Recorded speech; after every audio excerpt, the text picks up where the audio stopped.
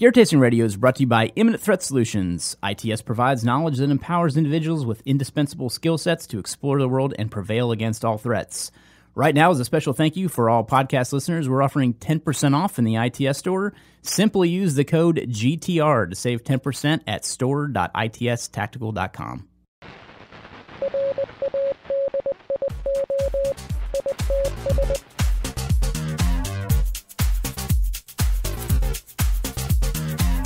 Welcome to Gear Taster Radio, where we offer an in-depth look into the usage and philosophy behind the equipment in our lives. Today, I am joined, as always, by Rob Henderson. Hello. And Jordan, here from ITS. Hi, what's going on? And me, Bryan. Today, we are going to be talking about... No, we already have a topic. No, yeah. We're going to be talking about fire building and bushcrafting.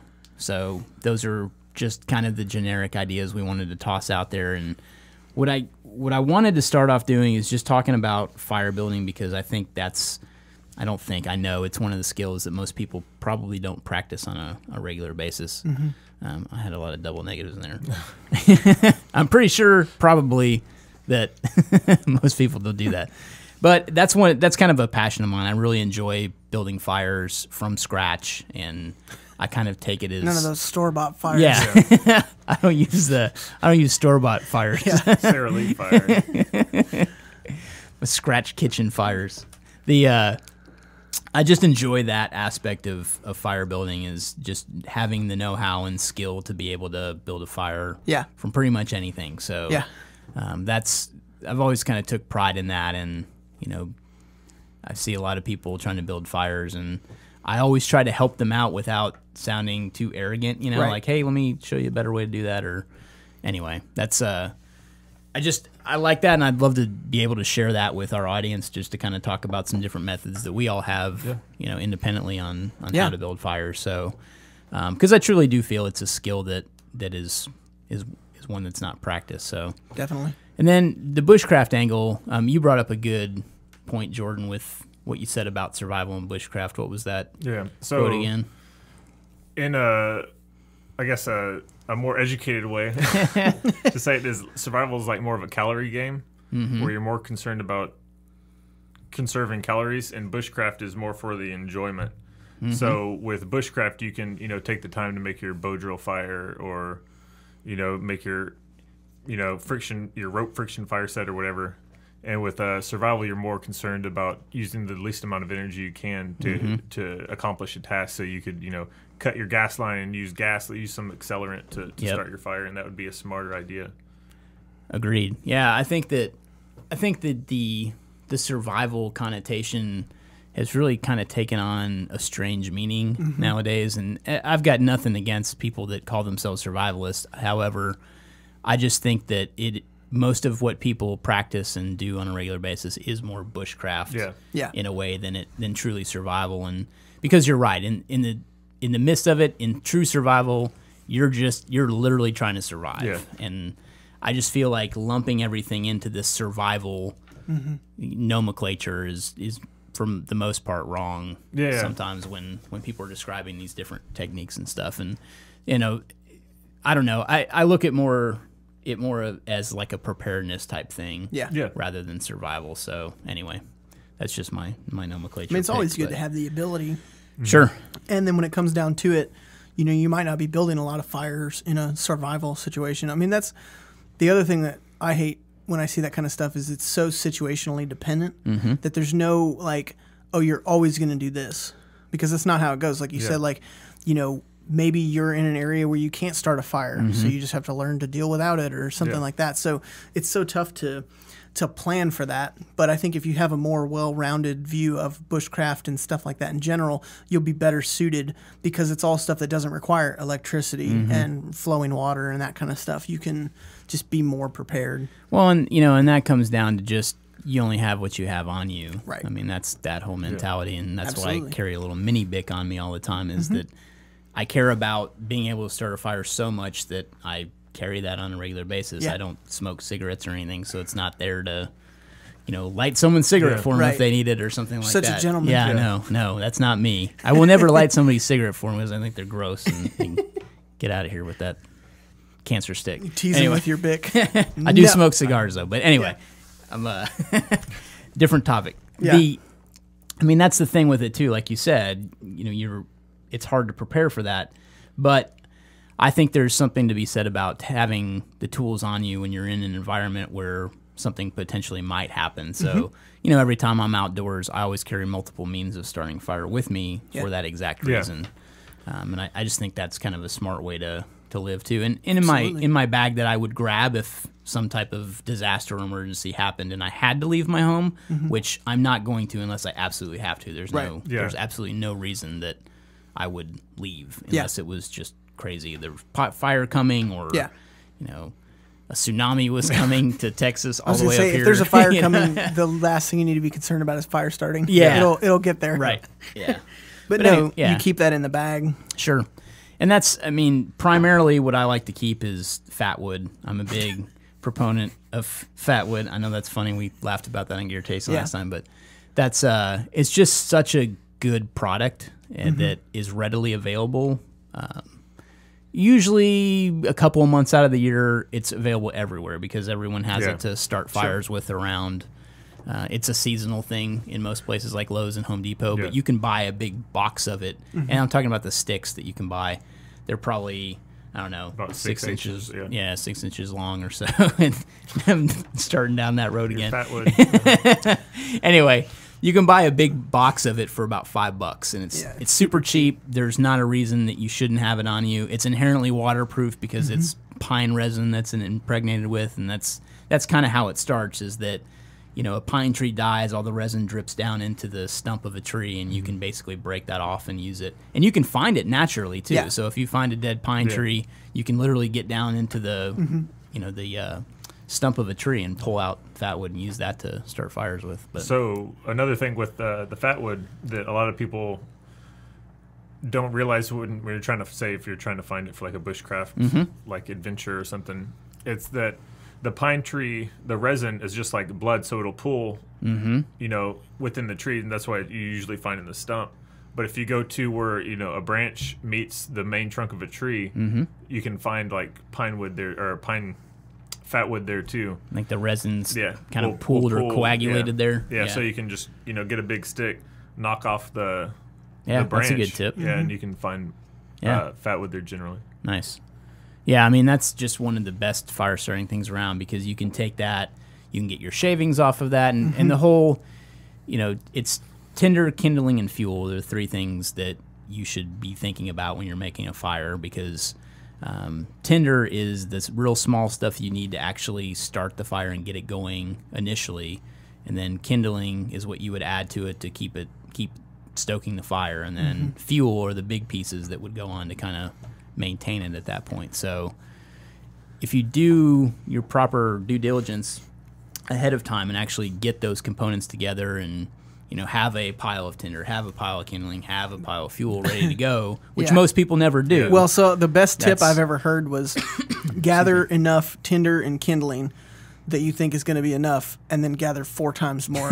Right. Because it's never enough. Like you're out of kindling, and like by the time you are able to go get it and gather it, your fire's out.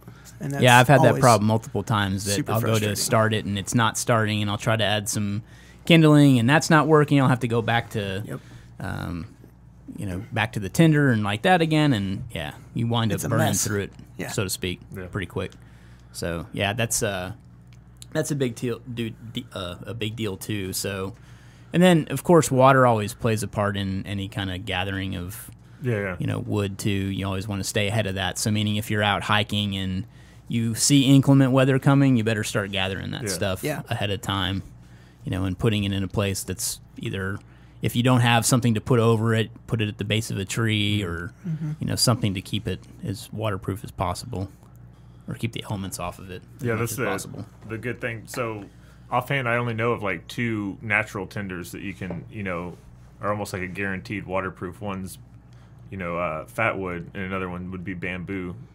Because bamboo has a natural lacquer on the outside. Really? I didn't know that about bamboo. Yeah. You use your 90-degree edge on the back of your bushcraft knife, scrape away, and you'll get just like pine shavings. Oh, Really? wow. Yeah, and you can smell kind of like the natural lacquer as it's coming off. Now, is that green bamboo or dead bamboo? Dead bamboo. Okay. But the cool thing about the thickness of the shavings you're going to get is in like, 10, 15 seconds, or, you just let it dry out, and within like a relatively short time, it'll dry out. Interesting. That's awesome. That's cool. I didn't know that about bamboo.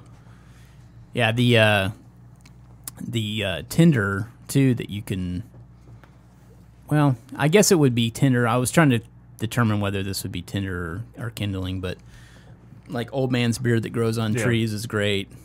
Cedar bark is great as well. I used cedar on the last trip I went to, and that was amazing. Pretty boss, yeah. It's great. You can just like roll it up in your hand into a ball, and it's like the perfect bird's It can nest. be your tinder and your yeah, kindling. Yep, it's great. Yeah. That's a good one too. But yeah, that's that's something that I've always gotten the habit of whenever I'm walking on the trail is I'll look for shit like that and just start putting it in my pocket or like a Ziploc or something. I'll start gathering natural tinder because it's always great to have that, even if you bring along stuff. Right. It's just always kind of a it's good like policy. the same thing with like the hunter gatherers and that kind of stuff. It's like they never were separated from the hunting and gathering. It's like, well, I'm going to look for like a game animal. It's like, oh, sweet. Well, I mean, here's some tinder, so I don't have to, spend my calories looking for that. So it's the same thing you were saying. Like, I'm not on gathering today. That's exactly. Bob's job. Yeah. Yeah, no kidding. No, and that's, I mean, just to kind of keep breaking down some methods for fire starting. I mean, there's so many. There's steel wool in the 9-volt battery. There's taking the old battery out of your cell phone and using that with steel wool. Magnifying glass. Magnifying glass, yeah. A little Fresnel lens. I every time I go on a trip where I'm going to try to do fire starting as like a practice skill set, I always try the friction, and I have never been able to get it to work. Like You mean like a bow drill or something? Yeah. Or what? Yeah. And I'm just, maybe it's because I don't have enough patience or I'm not doing it correctly, but I always end up switching to a flint. It's hard. Yeah. It's no joke, man. Yeah. Like it's. I understand why he was so excited in Castaway when he was able to finally get it. Like, oh man. Yeah. So some tips that you can do for your bow drill Yeah. is the wood's really important, like the density. So if you can score it with your thumbnail, that's usually like a good density if you can visibly score it. So like cedar wood around here is kind of like the best. But the longer your bow that you use for your bow drill, the less movement of your arm you have to do. So you're conserving more calories. So it's spinning more. So like a 3-foot, bow for your bow drill is going to allow you to move your arm less, so you get less tired. Yeah. And it's friction. So you have your handle, and then your handhold that you rest your spindle in, and then you have your hearth board. The more that you can limit friction in your handhold, the more friction is going to get transferred to your hearth board. So if you get like green leaves, or you can get like fat or beeswax or what have you, and put it to limit the friction. First, you would carve the top of the spindle into a finer point, so there's less surface area, which would mean less friction. But then you lubricate it, and it would transfer most of the friction into the fireboard. Interesting. Great points. Yeah. That's awesome. Yeah, I kind of learned the hard way on a couple of those points. Yeah. So, yeah. Great tips. I never heard about the beeswax or lubricating the handhold like that. That's a great idea. Yeah, it's a good tip. Yeah, I've always heard to carve it, but I didn't really think about the friction coefficient. Yeah, it's all just transferring right. friction. Yeah. No, that's a good point. Yeah, so some other methods too. There's tinder quick tabs I really love because they're super easy. You can use the spark of an old lighter that is out of fluid for that, which is a great fire starter in itself. Lighters are never. I mean, until your lighter runs out of fluid and it runs out of flint, it's still good for a lot of different things. So yeah, you can even do the old thing you did when you were a kid and throw it down on the ground and explode it. Don't act like you guys didn't do that. Yeah, no, I totally did that. I used to do that all the time. Buy lighters at the FINA and blow them up outside. Oh, that was so cool. Oh, man. I don't have any more money for a lighter. Let's see. Let me think of some other methods that I like. I'm not a big fan of the whole soak it in gas or whatever. I would do that in the survival situation, but I have some buddies that'll, It's cheating in the bushcraft sense. That's cheating. Yeah, I mean, there was it was funny, and I don't mean to pick on this person, but I'm going to. Yeah. There was a guy during the Man with Sniper Challenge, and he had his jet boil stove, and he scraped together a big pile of leaves, and he just had his jet boil stove on its side, like literally trying to start the leaves. And he'd be trying to add wood to that, like as it got going. I'm like, leaves are terrible, man. You need to, I was like, I went over there and I was like, I can help It's a with sponge. this. Yeah. But yeah, it was terrible. That's probably one of the worst methods of trying to start a fire that I've seen in a long time. So, but yeah, I mean, honestly, something I've always remembered is you can literally get anything to burn if it gets hot enough. Yeah. That's just you need. What's the pyramid? It's fuel, oxygen, and heat. Heat. Yeah. So if you have those three elements, that's what it takes. But is that right? Yeah. Fuel, oxygen. Sounds good. Heat. Yeah, it sounds right. A catalyst. Checks out. But I mean, that's why it's so easy. Like the next morning to start the fire back up because it's still just insanely hot. Well, and most people, don't really realize that they need oxygen too. So that's, I mean, when I first learned how to build fires, that was a huge thing for me. I was not letting enough air get into the fire. Yeah. Chances are, if you have any problems with fire starting, you're smothering it. Yeah, and you need to blow in the fire. Yeah. Like put your face near the fire and blow into it, and you'll get it going. It's scary, but it'll work. You won't want to do it, but do it anyway. Yeah. I mean, that's what we were seeing at Muster, with people, because we were doing the Dakota fire hole. Yeah. And it was just people that weren't willing to get all the way down there and really supply enough oxygen. Mm-hmm. Other people, well, especially when you're trying to build a fire in a pit, and that's Right. the premise for a Dakota fire hole is that you build a fire in a sunken hole so that the enemy can't see your campfire. So that's kind of the premise of that. which is a crappy condition to build a fire Right. because of the lack of oxygen. Well, the better way to do it is really to dig a second hole and tunnel under to it, and then you have kind of that source of oxygen that's naturally Like a chimney. Yeah, exactly. So that's the best way to do it because then you can use that secondary hole to put more fuel into the fire too from that location. So that's the best way to do it. So the Dakota fire hole is a little limited because of that, and that's I mean, if I was going to build one for real in a situation, it would have to be a survival situation more Well, I was than going likely. to say, you have to weigh, Yeah. if it's really like you don't want to be found, why are you building a fire in the first place? Can you go without it? Are you able to? Well, and along those lines, it's interesting you say that, being found. So green leaves and things like that are what could make a signal fire. So that's something we could talk about too, is that, if you are trying to make a fire to be found, it would behoove you to build a big fire and put greenery on top of it, and that'll smolder and create the smoke you need to, to create the signal for someone to find you. So that's kind of how you do that for those that aren't aware of that. I'm trying to think of some other things. Oh, well, you talked about bushcraft knives, so I would like to address that too. Obviously, that 90-degree edge is the most important factor in any bushcraft knife. I think, anyway. And that's what I really love too. I like the little Mora fire knives.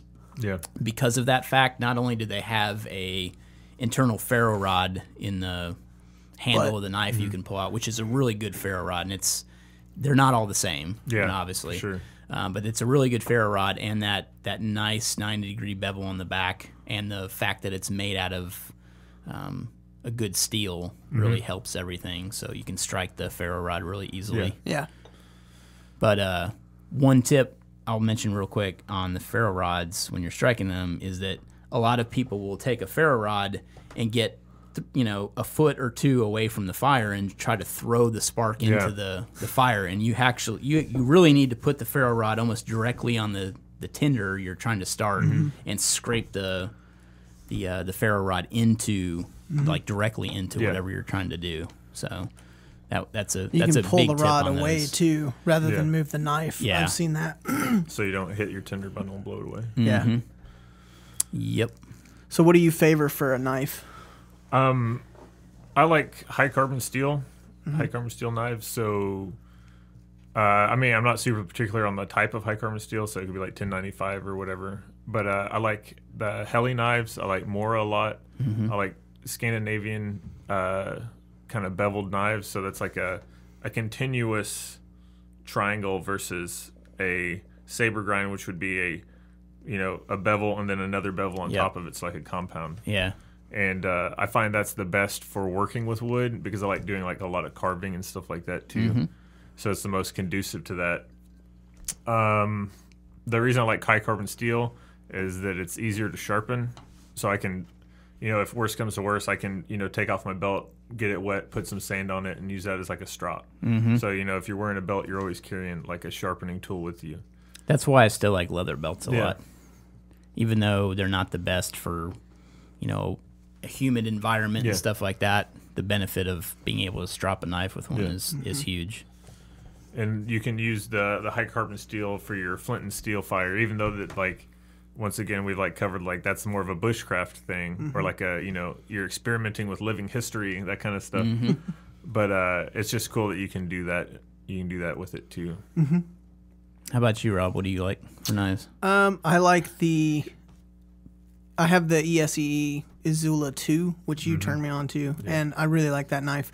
And then I have a really good case fillet knife that if I ever need a sharp knife, that's always there.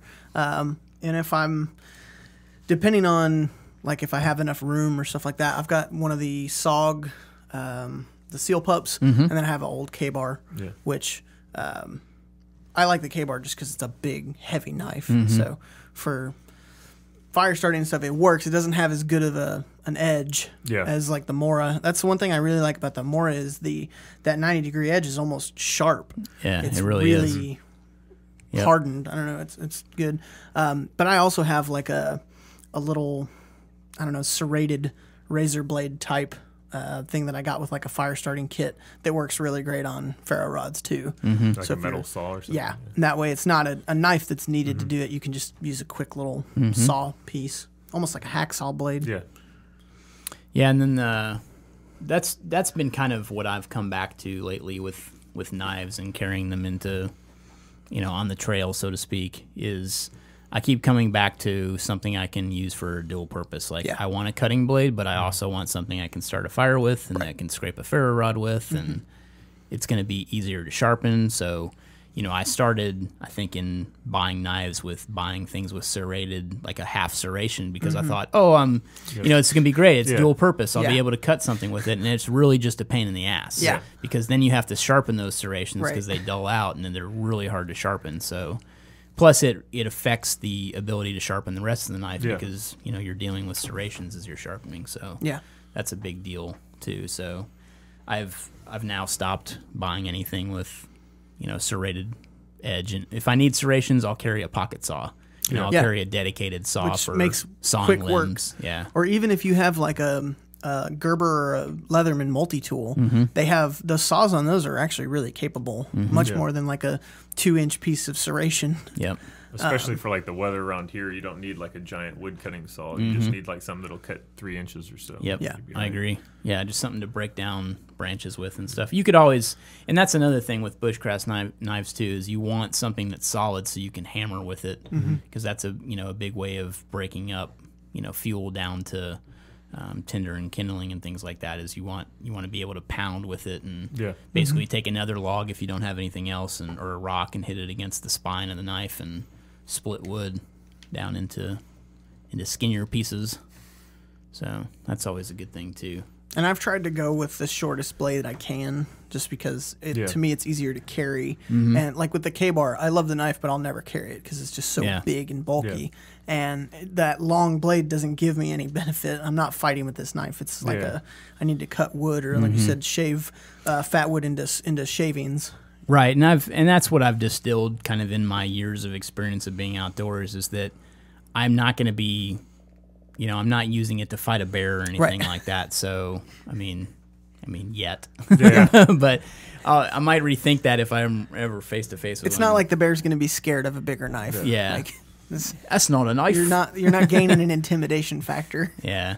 But I've distilled that into, what do I really use a knife for? It's I need a good sharp edge, I need a good spine, and I need something that's durable enough to pound with when I'm breaking down wood and things like that. So those are kind of my requirements. Yeah. Did I go there again? No, it's just it looked like it might head there. Something I've been trying to do a lot is use what I have as an everyday carry, including what I keep in my bag. So the last trip I did, everything I did, I worked out of my bag just to see if I was capable of doing that. And so it was nice. It's a great thing to do. Most people don't even think about that. Yeah. Well, and so like with the Izula 2, like I carry that every day as like a defensive knife. And so when I went to Firestart, I was able to use the edge of that without an issue. And I was comfortable using it and carrying it.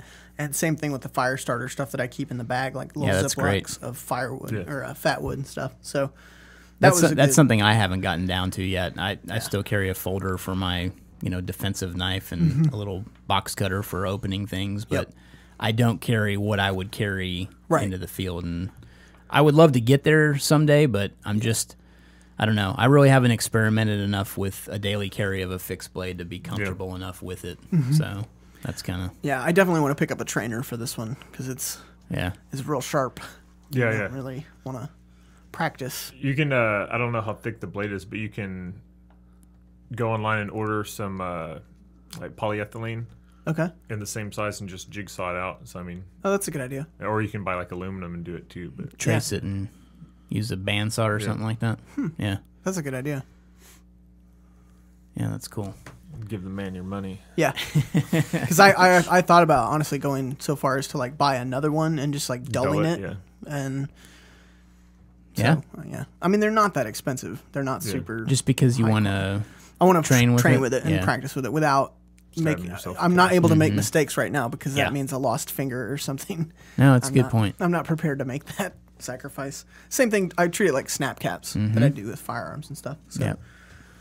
Back to fire starting stuff, another thing is matches. Like I'm a big fan of those lifeboat style matches that can literally keep burning even when once you put them into the snow. Just be prepared for it to stay lit. Yeah. You can literally dunk it into water and snow and pull it right back out and it's still going. So the cool thing about matches is that it requires less fine motor skills. So I've been cold enough to where I can't really manipulate like a big lighter by my thumbs. But with matches, an understated thing is that all I have to do is just like monkey fist it and then just hit it against the box and then I have a fire. That's true. Yeah. That's a good point though. No, it's a great point. Yeah. No, it's very valid. Well, and that just goes back to the multiple methods, like you talked about, just having options.